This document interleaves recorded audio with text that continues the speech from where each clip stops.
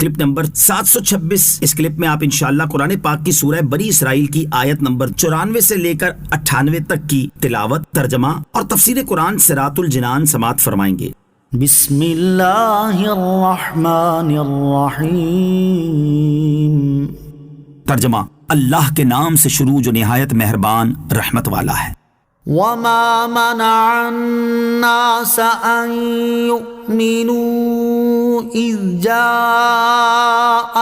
الهدى الا ان قالوا ابعث الله بشرا رسولا قل لو كان في الأرض ملائكة يمشون مطمئنين لنزلنا عليهم من السماء ملكا رسولا قل كفى بالله شهيدا بيني وبينكم انہ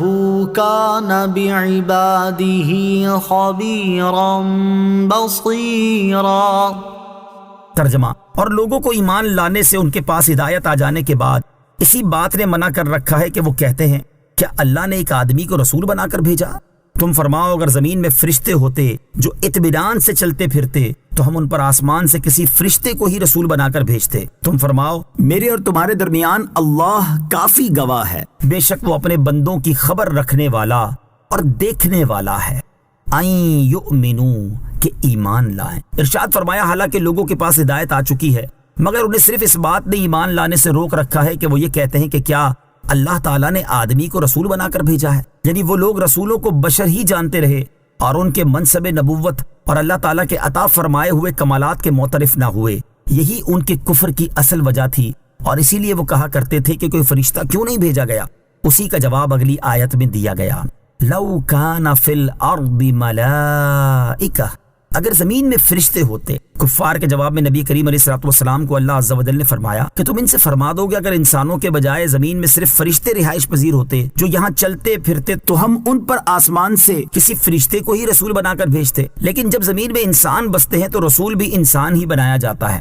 فرشتوں کے لیے فرشتہ ہی رسول بھیجا جاتا کیونکہ وہ ان کی جنس سے ہوتا، لیکن جب زمین میں آدمی بستے ہیں تو ان کا ملائکہ میں سے رسول طلب کرنا نہایت ہی بے جا ہے۔ قل، تم فرماؤ، یعنی اے حبیب صلی اللہ تعالی علیہ وسلم آپ فرما دیں کہ میرے اور تمہارے درمیان اس بات پر اللہ تعالیٰ ہی گواہ کافی ہے کہ جس چیز کے ساتھ مجھے بھیجا گیا وہ میں نے تم تک پہنچا دی اور تم نے اسے جھٹلایا اور دشمنی کی۔ بے شک وہ اپنے بندوں یعنی رسولوں اور جن کی طرف انہیں بھیجا گیا ان کے ظاہری اور باطنی تمام احوال کی خبر رکھنے والا اور انہیں دیکھنے والا ہے، تو وہ انہیں اس کی جزا دے گا۔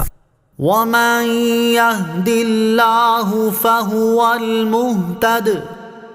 وَمَن يُضْلِلْ فَلَن تَجِدَ لَهُمْ أَوْلِيَاءَ مِن دُونِهِ وَنَحْشُرُهُمْ يَوْمَ الْقِيَامَةِ عَلَى وُجُوهِهِمْ عُمْيًا وَبُكْمًا وَصُمًّا مَأْوَاهُمْ جَهَنَّمُ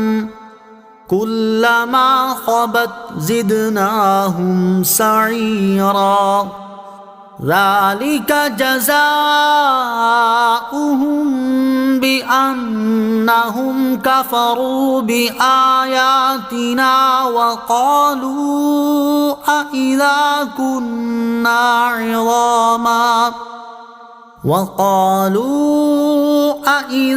كُنَّا عِظَامًا وَرُفَاتًا أَإِنَّا لَمَبْعُوثُونَ خَلْقًا جَدِيدًا۔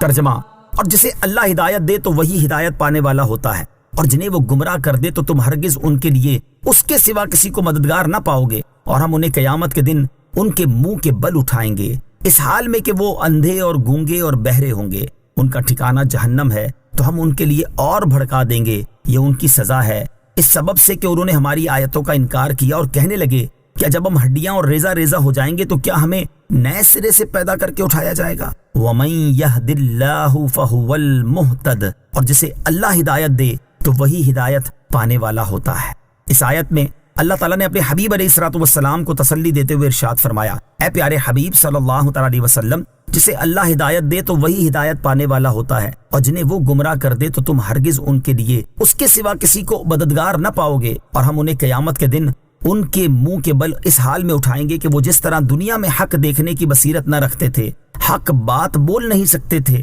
اور حق بات سننے سے بہرے تھے، اسی طرح آخرت میں بھی اس چیز کو دیکھنے سے اندھے ہوں گے جو ان کی نگاہوں کو ٹھنڈا کرے، وہ بات بولنے سے گونگے ہوں گے جو ان کی طرف سے قبول کی جائے، اور اس بات کو سننے سے بہرے ہوں گے جو ان کے کانوں کو لذت دے۔ ان کا ٹھکانہ جہنم ہے، جب کبھی اس کی آگ بجھنے لگے گی تو ہم اسے اور بھڑکا دیں گے۔ ذالک جزاؤہم، یہ ان کی سزا ہے۔ اس سے پہلی آیت میں جو وعید بیان ہوئی اس سے متعلق ارشاد فرمایا کہ یہ عذاب ان کی سزا ہے، اور اس کا سبب یہ ہے کہ انہوں نے ہماری آیتوں کا انکار کیا اور مرنے کے بعد دوبارہ زندہ کیے جانے کا انکار کرتے ہوئے کہنے لگے، کیا جب ہم ہڈیاں اور ریزہ ریزہ ہو جائیں گے تو کیا ہمیں نئے سرے سے پیدا کر کے اٹھایا جائے گا؟